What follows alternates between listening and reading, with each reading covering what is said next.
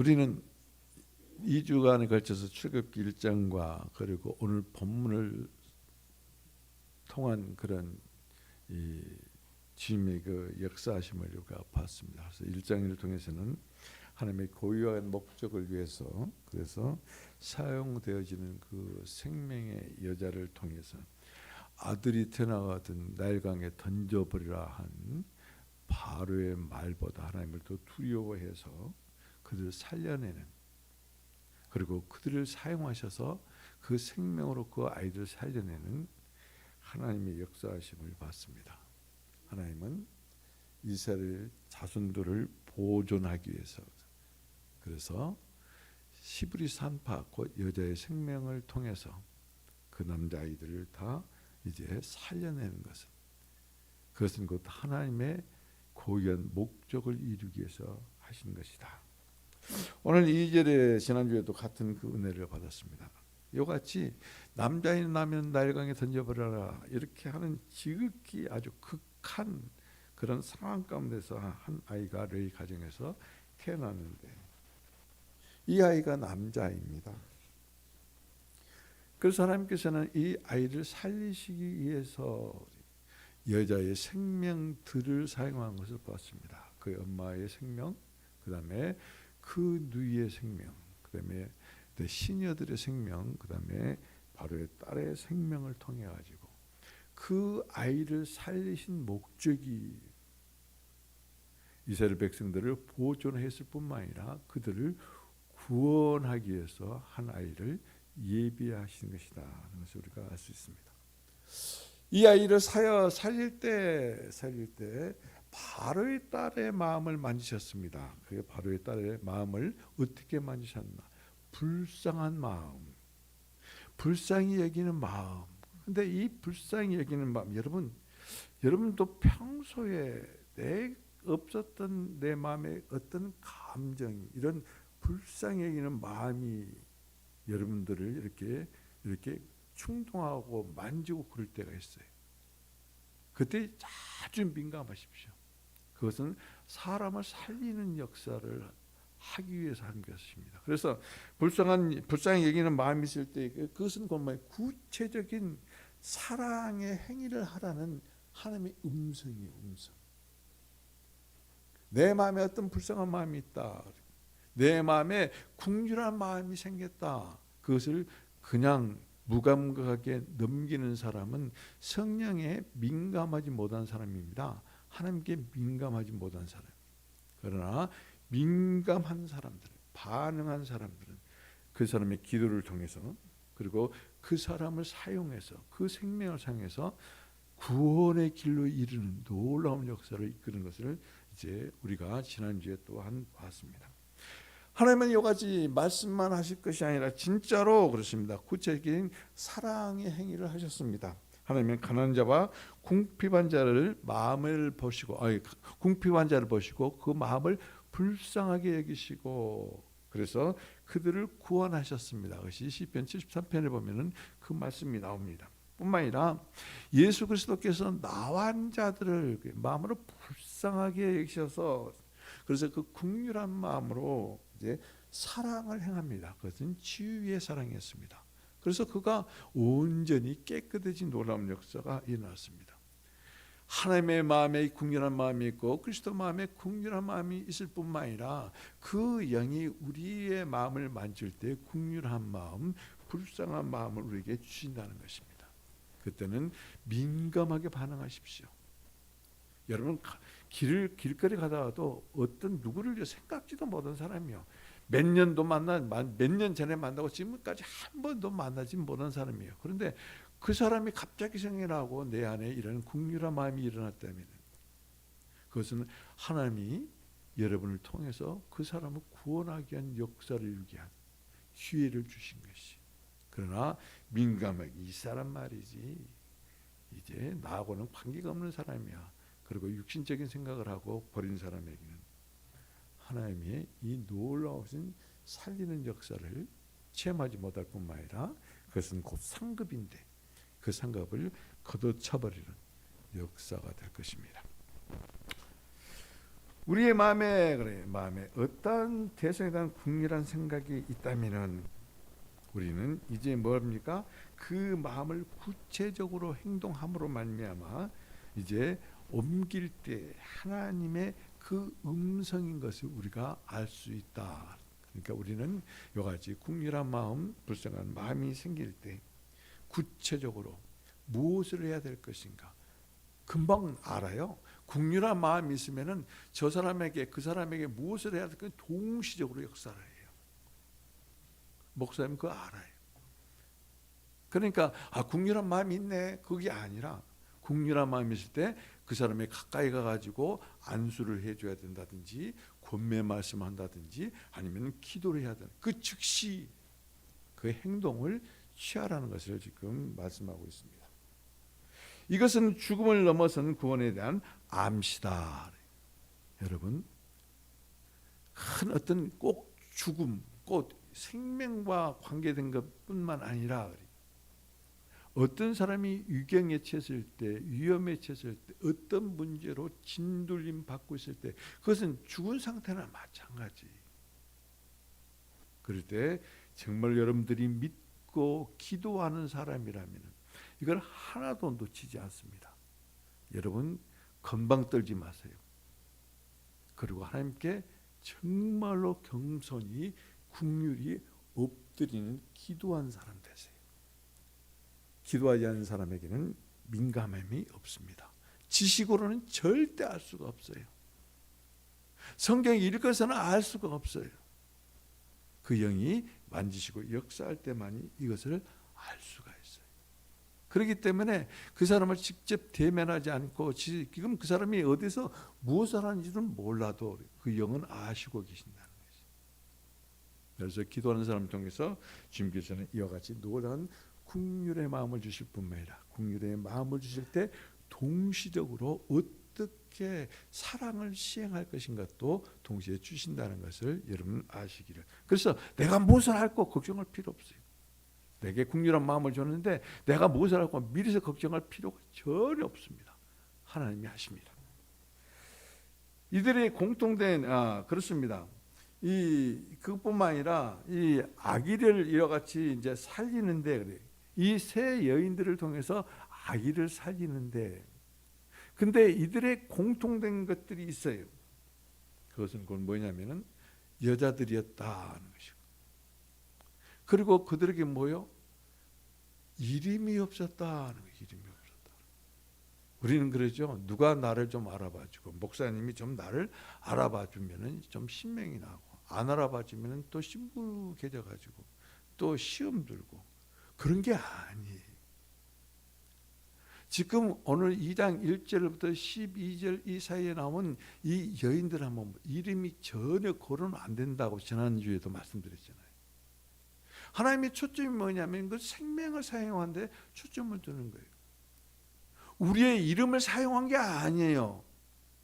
하나님이 당신의 이름을 가지고 우리의 생명, 그 연약한 생명, 여자와 같이 아무 힘도 없고 그리고 무엇을 할지도 모르는 그런 생명 오직 하나님만 바라보고 하나님만을 의지하고 하나님만을 의뢰하는 그런 생명 그 생명을 사용하는 것이에요. 그런데 우리는 자꾸 나를 드러내고 그리고 나를 과시하고 내 이름이 높여지기를 아직 멀었습니다. 그런 사람 아직 멀었어요. 여기 이 아기 엄마, 누이, 그 다음에 시녀들, 바로의 딸 이름이 없어요. 이름이. 그러나 그들은 이름도 없고 누가 알아주는 사람도 없었습니다. 그러나 그들은 하나님을 두려워했고 하나님을 두려워한 그녀들을 사용했습니다. 그래서 그녀들의 생명을 사용해서 죽을 목숨입니다. 잘못하면 죽어야 되는 거예요. 그런데 그 연약한 여인들의 생명을 통해서 이스라엘을 구원하는 놀라운 사나이 아이를 살리는 역사가 이루어진 것을 우리가 볼 수 있습니다. 이와 같이 이 모세, 아기 모세가 이와 같이 바로의 딸이 불쌍한 마음이 들어서, 궁절한 마음이 들어서 그를 살렸을 뿐만 아니라 양육비까지 줍니다. 양육비까지. 모세의 누이 미리암입니다. 여기서 이름이 안 나오지만 그 사람의 이름은, 그 여인의 이름은 미리암이에요. 미리암이 당신을 위해서, 그래서 이와 같이 이 젖을 먹일 그런 어머니를 구해다 줄 것인가, 얘를 구해다 줄 것인가 라고 이와 같이 물어봤을 때 그 바로의 딸이 아주 서슴없이, 거침없이 빨리 데려오라고 합니다. 이것은 바로의 딸의 모습이 아니에요. 하나님을 두려운 여인의 모습이, 하나님께서 사용된 여인의 생명의 모습이, 바로의 딸이라면 아버지 왕의 말을 듣고 당장 그 바구니 통째에 나일강에 쳐박았어야 그것이 당연한 것입니다. 근데 국률한 마음이 들어서, 하나님을 더 두려운 마음이 들어서, 그래서 그 아이를 살렸을 뿐만 아니라 생모를 유모로 삼아 젖을 먹이게 하고 그를 양육케 하고, 그리고 그를 양육할 뿐만 아니라 그 모든 양육비를 주었다. 이것은 곧 무엇을? 안전 보장했다는 것이.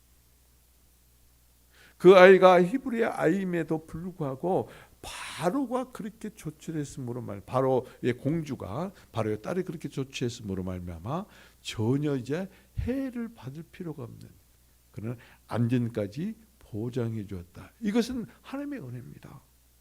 어떤 은혜입니까? 하나님의 은혜는 말이죠, 거칠지 않습니다. 하나님의 은혜는 부족함이 없습니다.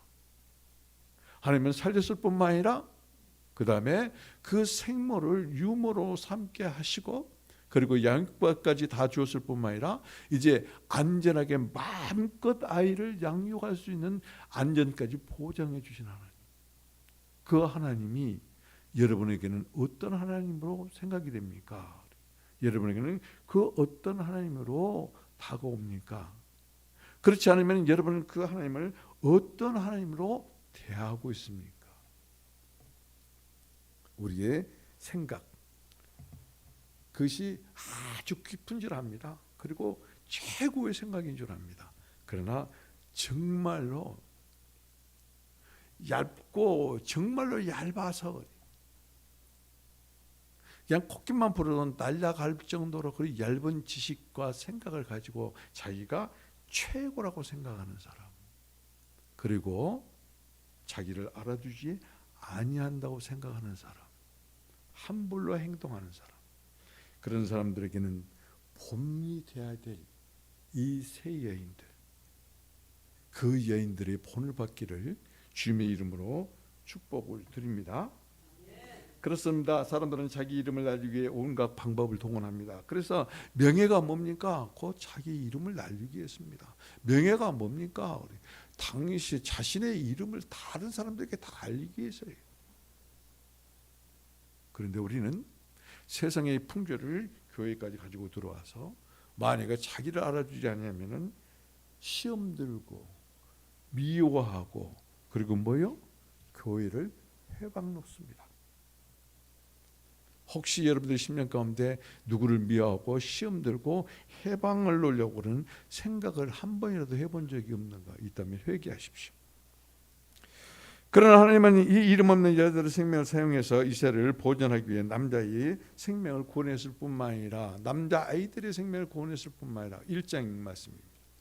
2장에서 이와 같이 이제 이스라엘을 구원할 남자아이의 생명을 살리는 것을 우리가 볼 수 있습니다. 우리는 이와 같은 생명을 가지고 있습니다. 그런데 이 연약한 생명은 타락한 사람들의 쾌락을 위해서 사용되는 생명입니다. 그런데 이 연약한 생명이 사탄에게 붙잡히지 않고 하나님께 붙잡히면 사람을 살리는 생명으로 사용되어지는 것이, 그 사람의 이름이 드러나지 않고 그 사람의 이름이 누구인지 누가 알 필요가 없어도 하나님은 그 사람을 통해서, 그 생명을 가진 사람을 통해서 사람을 살리고 하나님의 영광을 드러내는 놀라운 역사를 이루신다는 것을 알아야 돼요. 내가 이렇게 교회 나와서 봉사하고 내가 이렇게 교회 나와서 헌신했는데 왜 나에게 이런 일이 생기느냐. 아직도 자기를 내세우는 사람입니다. 아직도 하나님의 영광을 위해서, 하나님의 미덕을 위해서 사용되는 생명이 아닙니다. 더 낮아져야 됩니다. 더 겸손해져야 됩니다. 하나님을 두려워하고, 그리고 하나님을 의지하고 하나님을 의뢰하는 그런 생명. 하나님은 그런 사람을 사용하실 뿐만 아니라 그 사람의 가정을 하나님의 가정으로 만드신다는 것이, 하나님의 가정으로 삼으신다는 것이, 나 하나 때문에 하나님의 가정을 이룹니다. 하나님이 나의 족속이라고 그렇게 분부하십니다. 명칭을 부르십니다. 너희는 나의 택한 족속이요. 하나님의 패밀리라는 것입니다. 하나님의 가족이라는 것이, 하나님의 가정이라는 것이, 그 가정을 통해서 하나님께서는 많은 구원의 역사를 이루어갈 것입니다. 하나님의 목적을 위해서 사용되는 그런 사람, 그런 가정은 하나님이 굶겨 죽이지 않습니다. 구원하는 데 사용될 수 있도록 더 부여하고 더 풍성하게 축복하시고 역사하십니다. 그렇기 때문에 우리는 하나님을 두려워함으로 시작을 해서 하나님을 두려워함으로 우리들이 살고, 그리고 우리의 육신의 생애가 이 세상에 마칠 때까지도 하나님을 두려워함으로 섬기는 삶을 살아야 돼요. 그런 사람을 하나님께서는 축복하시고 사용하시고 그 가정을 통해서 그 후손들에게 놀라운 번창과 번영과 번성의 축복을 함께 하실 것입니다. 자, 우리는 말이죠, 이같이 지난주에 이제 그 연약한 생명을 통해서 많은 이스라엘 백성들을 보존했을 뿐만 아니라 그 이스라엘 백성들을 이같이 구원할 생명을 살렸는데, 오늘은 세 번째로 그렇습니다. 형제를 찾은 장성한 모세의 그 이야기의 대전환점을 오늘 이제 여러분과 함께 살펴보면서 은혜를 나눌 것입니다. 오늘 본문의 중점은 말이죠, 11절입니다. 우리 같이 한번 먼저 읽고 같이 은혜를 나누겠습니다. 모세가 한 번은 자기 형제를 내게 와서 그들에게 고되게 노동하는 것을 보더니 어떤 애굽 사람이 한 히브리 사람 자기 형제를 치는 것을 본지라. 그렇습니다.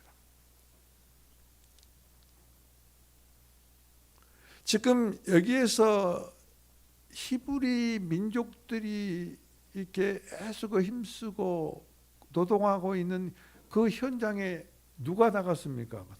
바로의 딸의 아들이 나갔습니다. 바로의 딸의 아들. 어쩌면은 장차 바로의 후계자도 될 수 있는 그런 아들이 히브리 민족들이 노동을 착취당하고 있는 그 현장에 지금 나타났습니다. 이것은 곧 무엇을 의미하냐면은 모세가 스스로 내 자신은 히브리인이다라고 이같이 선언하는 것과 똑같은 것이에요. 우리는 예수 그리스도를 믿으면서 자꾸 감추려고 했죠. 사람들이 보는 앞에서는 식당에서 기도 안 씁니다. 그리고 그리스도를 믿는다 그런 말을 들으면 그 사람하고 혹시 대화를 나누는지 몰라도 불신자들하고는 내가 그리스도인이라고 표현하지 않습니다. 그게 그리스도인입니까? 아닙니다. 만약에 모세가 35년 동안 궁중에서 같이 교육을 받고 그리고 이게 장성한 청년 40세가 다 됐습니다. 청년이 아닙니다. 그리고 자기가 지금까지 살았고 보장된 그런 삶이 있다는 것을 알면은 그것을 버리지 않을 것입니다. 뭐요? 나는 히브리인이지만 나는 애굽인이야.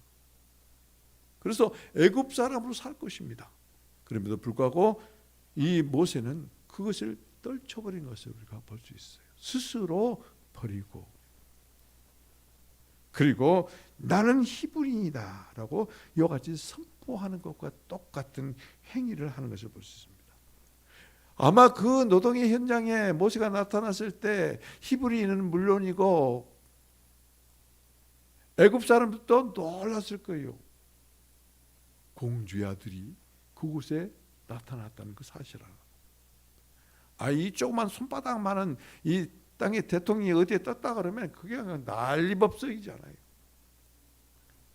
방탄소년단이 어디에 떴다 그러면 그게 많이 뒤집어지지 않아요. 그런데 한번 생각해 봅시다.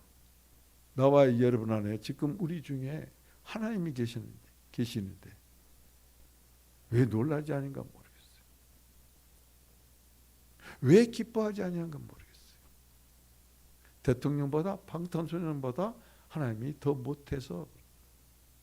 아니요, 바꿔서 말하면 더 위대하기 때문에 여러분들은 아무 감각이 없습니까?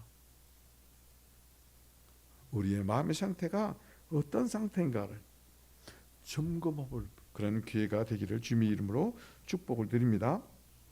자, 그렇습니다.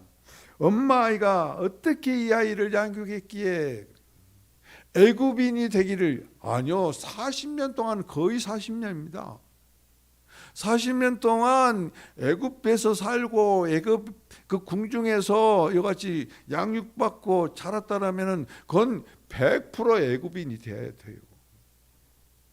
그런데 그가 애굽인이 되기를 거부하고 바로의 딸의 아들이 되기를 거부하고 그리고 히브리인으로 이같이 나타내는 것은 그 엄마가 어떻게 양육했기 때문에 그럴까? 우리들은 사실 그래요. 원망할 수 있다면 우리 부모는 왜 그리스도를 안 믿었지? 정말 신실한 예수 그리스도를 믿는 부모 밑에서 그래. 그 잉태되고 그래서 모태신앙을 갖고 출산되고 그리고 기독교 교육 문화 안에서 자라면서 교육을 받고 그래서 모세처럼 이렇게 장성했으면 얼마나 좋을까?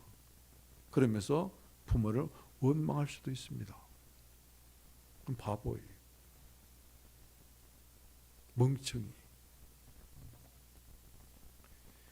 모세가 말이죠. 이와 같은 엄마의 몸에서 자녀들은 부모고 그러니까 아빠는 밖에 나가서 일합니다. 엄마에 달려있어요. 엄마에. 남편 타들지 마세요. 엄마의 교육이 얼마나 중요한가를 지금 우리들에게 보여주고 있다는 것이. 엄마가 아이들을 교육을 시킴으로 그 가정이 어떠한 가정이 되는가는 곧 그 엄마의 교육에 달려있다는 것을 지금 우리들에게 보여주고 있다는 것이. 모세의 양육 기회는 말이죠. 모세의 누이 미리암이 이제 이 갈대 상자를 갈대 사이에다 놔두고 갈대 숲에다 놔두고 멀리서 지켜봅니다.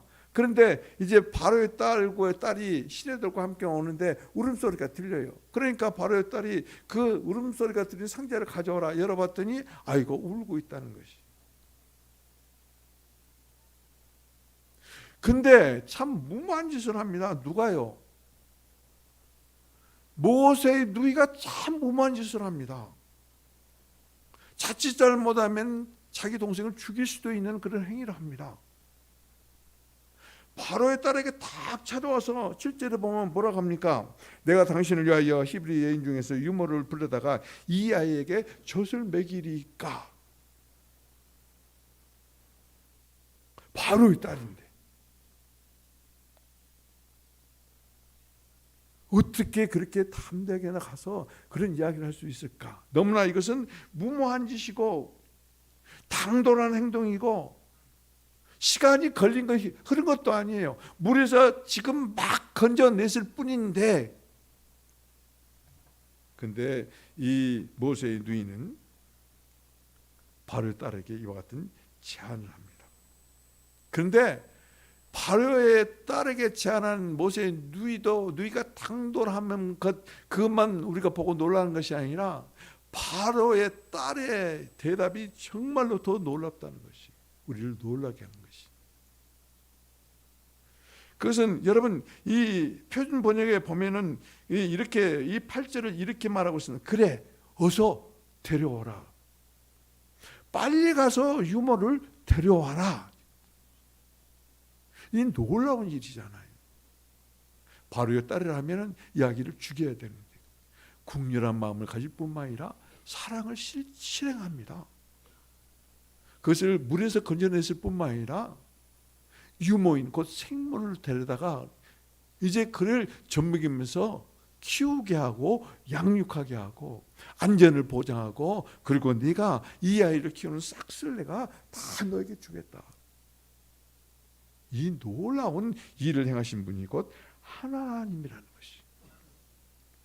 그 시로부터 이 아이의 엄마는 4년 동안, 왜 성경에 4년이라는 말이 없습니다. 그런데 젖을 뗄 때가 4년을 전후합니다. 3년 몇 개월이 걸렸는지도 몰라요. 딱 4년이 안 됐을지도 몰라요. 그래서 더 정확히 말하면 젖을 떼었을 때가, 젖을 뗄 때까지, 밥을 먹을 수 있고 젖을 뗄 때까지 모세의 엄마는 이 모세를 그 엄마 품에서 양육하는 것을 우리가 볼 수 있습니다. 그런데 양육하면서 이 모세 엄마가 어떻게 키웠간데 요같이 모세가 히브리인인 것을 차치할 수 있게 키웠는가. 제가 이 본교에 있을 때 호주에 유학하는 딸내미한테 2, 3개월 갔다 온 그 여자 집사님이 있었어요. 3개월 정도 갔다 왔는데 혀가 완전히 꼬부라졌어요. 혀가. 영어 좀 한다는 거야. 근데 내가 기도원에 있을 때 나한테 와서 기도를 부탁하려고 왔는데 그 혀를 꼬부라지는 소리가 케어라는 이 단어 딱 하나야. 이 케어를 그냥 문장을 만드는 거야. 그걸 가지고 멋있죠. 역겹고 참으로 구역질. 그런데 모세는 어때요? 4살이 되자 궁정에 들어가서 35년간을 애굽인이 받은 교육, 그것은 아무것도 아니에요. 궁중에 왕자들이 받는 교육을 받아요. 최고의 수준을, 최고의 문화를 누리며 최고의 생활을 하면서 그가 완전히 그 삶은 애굽 사람의 삶을 사는 거예요. 삶을 살 뿐만 아니라 최고의 대접을 받고 최고를 누리고 최고의 문화를 누리면서 그 문화에 적셔져 있는 사람이 바로 모세예요. 그런데 35년은 이같이 애굽인이 애굽 사람으로 만들기 위해서 교육을 시켰던 모세는 어머니가 4년 기르시고 그 다음에 뭐요? 교육시키고 양육시킨 것 능가하지 못했다는 것이. 애들 4살 배기가 3살 배기가 무엇을 할 것인가? 아니,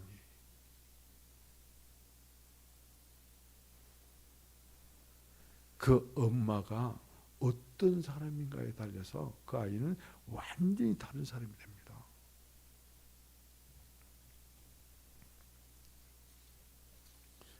성경은 말이죠, 모세가 35년 동안 궁중 생활을 하면서 어떠었다 했다는 것에 대해서는 아무 증거가 없어요. 말을 안 해요. 침묵해버려요.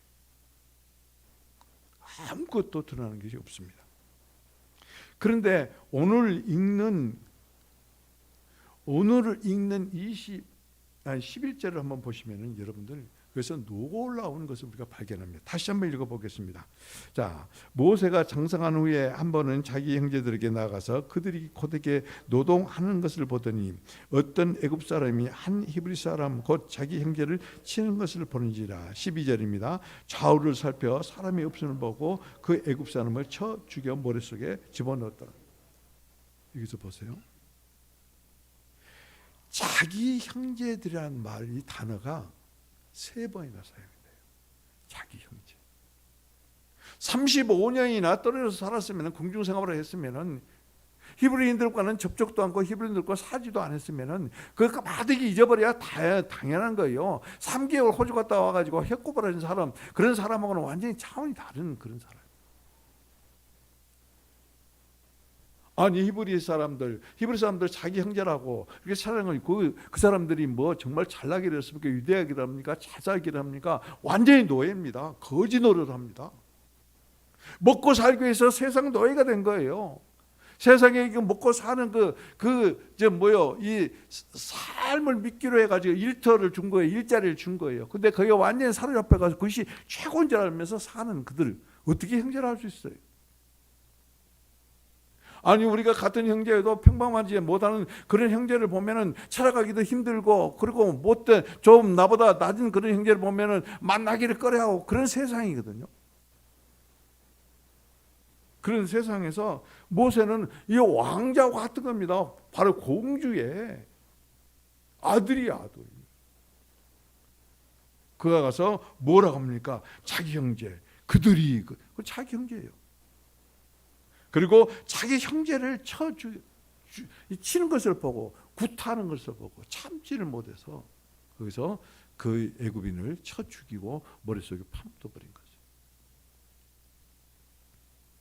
여기서 우리가 눈여겨볼 것은 자기 형제들 이 세 번씩이나 강조한 것은 뭐요? 우연히 거기를 찾아가는 것이 아니에요. 우연히 들린 것이 아니라 그것은 계획적으로 참으로 히브리인 자기 형제들을 만나보기 위해서 그가 찾아갔다는 것을 증거하는 것이다. 자기 자신의 형제가 맞아 죽고 구타당하고 있는데 가만히 있을 형제가 아무도 없어요. 제가 시골에 살 때 금방 모이기만 하면 6명, 7명이 모인 그 형제들이 있었어요. 근데 그 형제들이 그냥 집에서는 온통 자기 욕심만 부리고 싸웁니다. 근데 밖에 나와서 누가 맞으면은 그 떼거로 몰려듭니다. 그게 형제예요. 그게 형제. 내 형제가 마저 죽게 돼 있는데 모세가 거기서 그냥 보고만 있는가? 아니.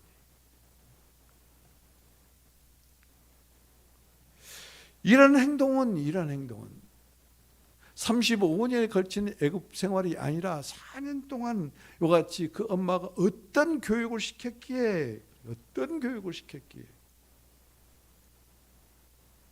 모세는 자기의 정체성을 확고하게 가지고 있는 것인가?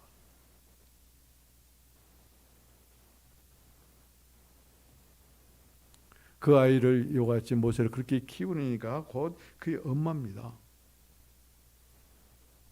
그의 엄마 이름이 요게벳이에요. 요게벳. 그 요게벳이 그렇게 키웠습니다. 3개월을 숨겨서 키웠습니다. 그리고는 이제 더 숨길 수가 없어서 갈대 상자를 만들고 거기에다 담아가지고 강변 갈대 숲에다가 갖다 놓은 분이 곧 그 아기의 엄마예요. 잠깐 여기서 모세의 가계를 한번 우리가 살펴봅시다. 모세의 아버지는 아므람입니다. 모세의 엄마는 요게벳입니다. 뇌의 자손이에요. 뇌이는 누구예요? 시몬과 함께 살인을 저지르고 사람을 죽이고 세겜 사람들 죽였잖아요. 그리고 서에 그 아주 이 걷지 못하도록 이게 무슨 그 힘줄을 잘라버리는. 그래서 이 야곱이 말입니다. 저주를 해요. 이들이 모인 곳에 너희들 모이지 말고 영광의 자녀들아 이들과 함께하지 말고 흩어지라고 저주를 해요. 그 레위의 후손이에요. 모세가. 그리고 그 레위는 세 아들과 그리고 딸 하나를 낳습니다. 게르손과 고앗과 그 다음에 무라리 그리고 딸 요게벳을 낳습니다. 그러니까 사남매를 둔 거예요. 아므람 곧 이 모세의 아버지는 고앗의 아들이고 레위의 손자고 그리고 모세는 레위의 징손자예요. 레위의 징손자인 모세는 곧 아브라함이 자기 고모입니다. 고모 요게벳과 결혼을 합니다. 그리고 거기에서 아론과 미리암과 그 다음에 이 막내 모세를 출산합니다. 그 모세예요.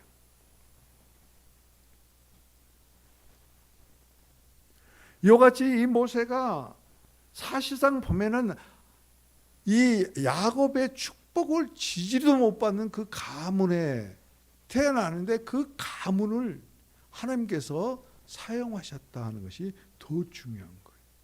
내가 지금 뭐 형편이 어떻고 내가 어떤 사람이고 그것이 문제가 아니.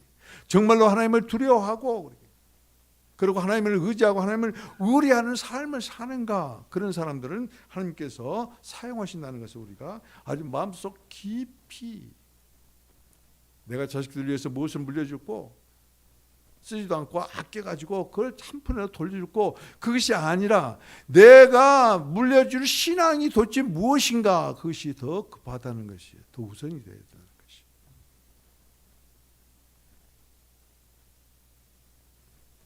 히브리서 기자는 그 11장에서 모세를 이렇게 말하고 있습니다. 믿음으로 모세는 장성하여 바로의 공주의 아들이라 칭함 받기를 거절했다.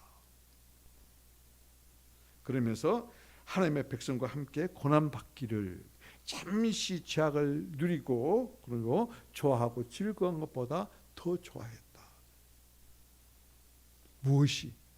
무엇 때문에 모세가 이같이 애굽인 되기를 싫어하고 바로의 공주의 아들이 되기를 싫어하고 권세와 권력이 보장되어 있고 장래가 보장되어 있는 그것을 싫어하고, 그리고 히브리인과 함께 고난받기를 더 좋아했을까? 모세는 이 4년 동안입니다. 뱃속에 있는 것까지 해서 5년 동안이라고 생각합시다. 그 양육이 모세를 그렇게 만드는 것이요, 자기 민족을 사랑하고 정의를 사랑하고 잘못된 것과 그리고 옳은 것을 분별해서 행동할 줄 아는 그러한 지도자로 그는 성장된 것이, 지도자의 어떤 그런 인격을 다 갖춘 사람이다. 그 인격이 형성이 된 것이 5살부터가 아닙니다. 엄마 품에서 자랄 때 그 인격이 형성되어 있다는 것이.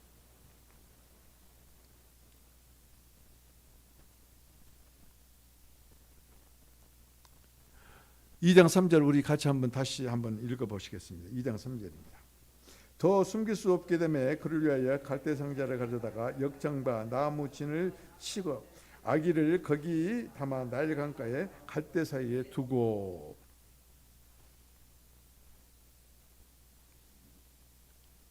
하나님은 이 어미를 사용한 것을 볼 수가 있어요. 잉태하고 출산하고 그리고 숨겨서 키우고 더 숨길 수가 없어서 갈대 상자를 만들고 거기에 나무 진을 바르고 역청을 바르고 그 안에 아기를 담고 그리고 갈대 숲 사이에 버리는. 하나님은 이 여인의 생명, 아기 어머니의 이 생명을 사용해서 이 아기를 살기 위한 그러한 조치를 취한 것을 우리가 알 수 있어요. 이것은 말이죠, 하나님의 섭리가 아니면, 하나님께서 역사하지 아니하면 그는 갈대 상자를 방주와 같은 그런 것으로 기능과 그 다음에 그런 견고함으로 만들 수가 없어요.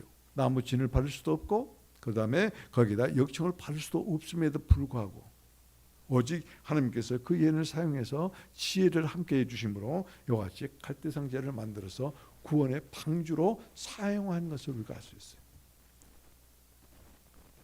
방주나 갈대 상자나 히브리 단어로 뭐라고요? 타베라고. 타베. 똑같아요.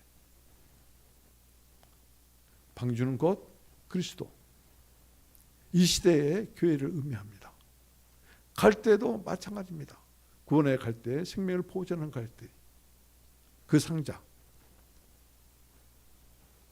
하나님은 이와 같이 한 여인의 생명을 통해 가지고 이 아이, 구원의 아이를 지금 준비하고 예비했다. 그런데 어떻게 이와 같이 준비하고 예비하셨는가? 그 어머니를 통해서. 여러분, 우리는 이 성경을 통해서는 그것을 알 수가 없어요. 그러나 히브리 여인들이, 히브리 엄마들이 자녀들을 교육하는 그런 과정을 보면은 그것을 우리가 이제 이해하고 납득할 수가 있다는 것이. 사람들에게는 말이죠. 사람들에게는 감정의 탱크가 있다. 한 사람도 빼놓을 수가 없어요. 누구에게나 감정의 탱크가 있다. 근데 그 탱크는 뭐요? 사랑으로 채워져야 할 탱크예요. 근데 우리의 감정은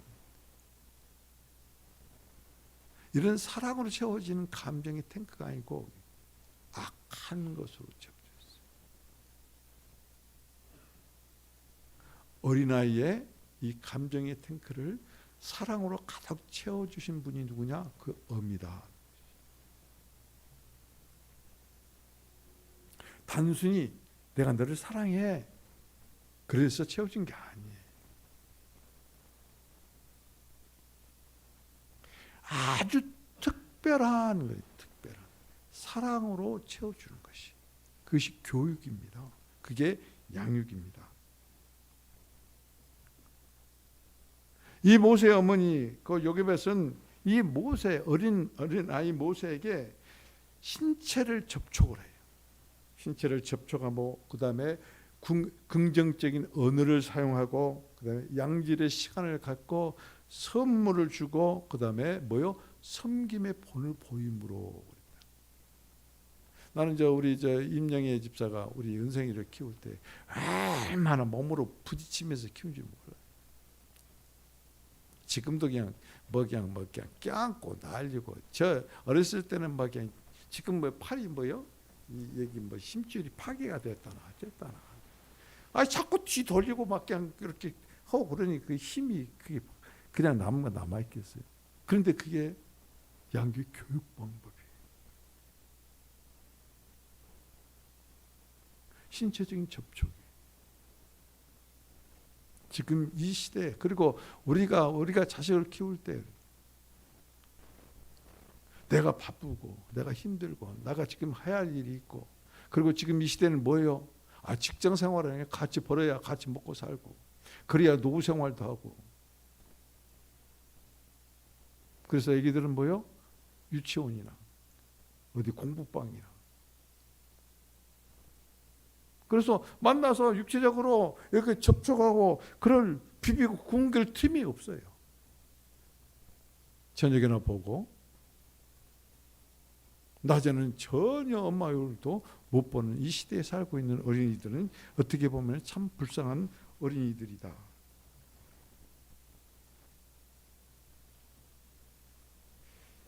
모세 어머니가 모세를 이와 같이 접촉하면서 키울 때, 자, 한번 생각해 보세요. 나일강에다 갖다 버렸습니다. 근데 그 죽은 아이가 돌아왔을 때 그 어미의 마음이 얼마나 애틋했을까. 만져보고 쓰다듬고 입 맞추고 뽀뽀하고 가슴에 꼭 껴안고, 그리고는 그랬을 거예요. 내가 네 엄마야. 내가 네 엄마야. 너는 내 아들이야. 너는 내 아들이야. 내 사랑하는 아들이야. 사랑하는 아들아. 껴안고 비비고 뽀뽀하고 문지르고. 너는 애굽 사람이 아니야. 너는 하나님 보시기에 참 아름다운 아들이고 잘생긴 아들이고, 그리고 너는 히브리 사람이야. 하나님의 사람이야. 이게 교육이에요. 몸으로 부딪히고, 그리고 정말로 들려줄 언어로 시간을 내어서 하나님을 선물하는 자. 최고의 선물이고 최고의 교육이라는 것이. 감정의 탱크에 이와 같이 몸을 부딪히고 사랑으로 채워줄 때, 그때 그 사랑으로 채워진 그 내용이 곧 어머니의 사랑이고, 그가 누구라는 것을 이제 그 어린 때부터 반복적으로 학습했다. 학습. 그 효과가 장성에서 모세에게 드러난 것을 알 수 있어요. 참으로 최고의 교육은 서로 몸이 부딪히면서, 그리고 사랑한다고, 그리고 긍정적인 언어로 교육하는 것. 먹여주는 것. 그것이 최고의 교육이다. 오늘의 지금 이 본문의 오늘의 모세가 이끌게 만들었던 참 어머니의 산 교육이었다. 두 번째입니다. 이와 같이 접촉하면서 사랑으로 채워졌을 뿐만 아니라 스토리텔링입니다. 곧 이야기입니다. 자기들의 조상에 대해서 대대로 누가 어떻고 이것을 계속해서 아이에게 이야기로 들려주는 것이. 제가 어렸을 때는 말이죠. 우리 어머니가 저 지금 무엇인지를 잘 몰라요. 그런데 그건 기억이 나는 것이 노래를 부르는데 나 잘 때라고 무슨 노래를 부르는 거예요. 노래를 부르는 거. 여러분들 어렸을 때 몸 이렇게 안고 어머니가 노래 잘한 걸 부릅니다. 근데 자랑 잘 자라 그렇게만 하는 게 아니에요. 우리 아기 잘 또 잔다 그러면서 뭐요? 우리 아기는 뭐가 돼주고 우리 아기는 누구고 그런 이 노래로 계속해서 잠이 들 때까지. 그게 아무것도 아닌 것 같죠? 아니에요. 본질을 바꿔줘요. 본질을. 태어나면서부터 우리는 악한 본성을 가지고 있어요. 본질을 바꿔주는 것이. 그게 사랑이에요. 하나님에 대한 이야기를 들려줬을 때 그래서 그는 철저하게 어려서부터 하나님에 대해 듣고 그 다음에 뭐요? 하나님의 민족에 대해서 듣고 뿐만 아니라 정체성을 더 확실하고 확고한 그의 이야기를 통해서 모세는 어렸었지만 그의 정체성을 거기에서 길렀다는 것을 알 수 있어요. 어머니에게 들었던 스토리는 그냥 그 이야기가 아닙니다. 평생 동안 그를 지배를 합니다. 그리고 그 이야기는 엄마가 들려준 이야기는 전승을 통해서든지 아니면 살면서든지 자기가 직접 체험했던 하나님에 대한 이야기예요. 그래서 그 이야기는 곧 내 안에 모세 안에 이제 새겨졌을 뿐만 아니라 그 이야기가 그 모세를 이끌어가고 그 삶이 된 거예요. 여러분 내가 어떤 감격적이고 감동적인 어떤 이야기 그리고 어떤 한 구절을 살펴봤다면은 그게 나를 지배하고 나를 이끌어가고 그리고 나를 인도하고 있는 것을 우리가 체험할 수 있어요. 내가 목회자로 이래같이 쓴 것은 그렇게 청계산에서 그렇게 기도할 때 로마서 1장 1절 그 말씀이에요. 그 말씀에 사로잡힌 거예요. 그 말씀이 나를 지금 이 자리에까지 그리고 오늘 설교할 수 있을 정도로 지금까지 그 성령께서 나에게 역사하시는 것이거든요. 마찬가지입니다. 모세의 의미는 모세에게 조상들에 대해서 그리고 조상들에게 행하신 하나님에 대해서 그렇게 이야기했을 뿐만 아니라 너는 나일강에서 구원했다. 근데 너를 구원하신 분이 누구냐? 하나님이시다. 그거를 한 번만 들은 것이 아니라 계속해서 반복해서 자장가를 불러주듯이 모세에게 들려주었을 것이에요. 그래서 모세의 만판에 새겨진 건 뭐예요? 하나님은 내가 나일강에서 죽게 되었을 때 나를 살리시는 분, 나를 있게 해주시는 분, 그분이 나의 하나님, 그분이 히브리 민족의 하나님. 그러니까 나는 히브리인이고 하나님의 자녀고 하나님의 백성이라는. 예수 그리스도를 믿으면서 이러한 정체성이었고 예수 그리스도를 믿으면서도 예수님께서는 나를 위해서 나 하나를 구원하시기 위해서 나 같은 것을 구원하시기 위해서 십자가에서 못 박혀서 그 모진 고통과 수욕과 수모와 피와 물을 다 쏟으면서 구원했다는 나를 주님께서 십자가에서 구원하셨어. 그 주님이 나의 하나님이야. 그 주님이 나의 생명이야. 그 주님이 나를 살리셨고 오늘 나를 있게 만들었어. 이것이 양육이고 이게 교육이에요. 교회에서 말이죠. 설교하는 것이 이것이 빠져버리면 그건 설교가 아니에요.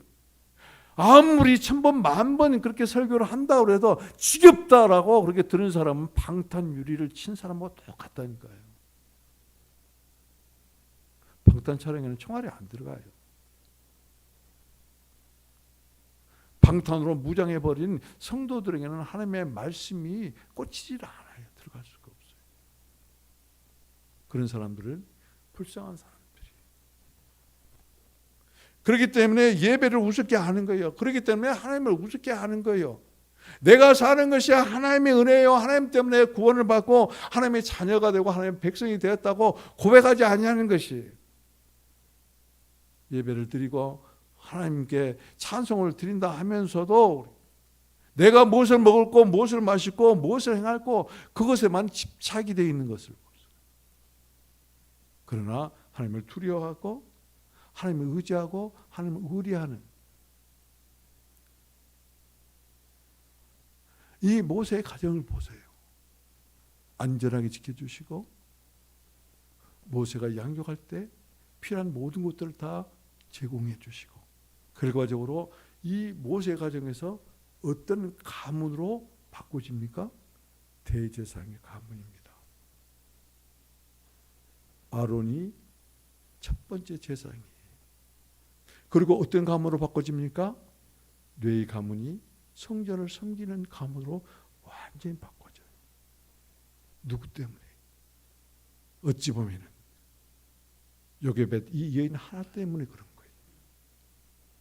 연약한 생명이 하나가 하나님을 두려워하고 하나님께 드리지는 삶을 살 때 하나님께서는 그 가문을 자신의 가족으로 삼으시고 당신의 가문으로 삼으시고 그리고 축복해 주신 것을 우리가 알 수 있습니다. 지금도 안 늦었습니다. 여러분 나이는 지금 몇 살입니까? 아직 30세 되려면 아직 멀었어요. 어른 노릇하지 마세요. 갓난 아기 같아요. 아직도 젖먹이 같아요.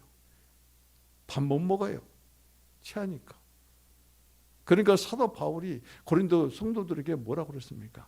내가 너희를 밥으로 이러고 양육하지 않냐고 젖으로 양육한다고 그랬어요. 20년 전이나 30년 전이나 젖먹이와 똑같은. 그러나 어린아이는 성숙하고 성장할 기회가 있다는 것이, 교육받고 성숙될 그런 기회가 있다는 것이, 하나님을 잊지 마십시오. 그리고 하나님을 두려워하고 그리고 하나님께 의지하고 의존하는 사람들에게 하나님께서는 성장의 기회, 성숙의 기회를 주실 것입니다. 지금이 시기입니다. 그때입니다. 지금이 기회입니다. 희망이 없어서 절망 가운데 빠져 있어서 그리고 내가 먹고 살기가 힘들어서가 아니라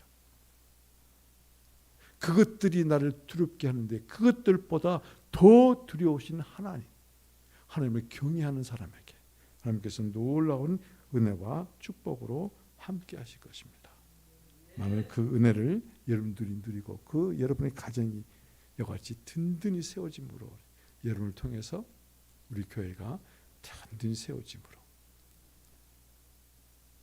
공중에 재림하실 때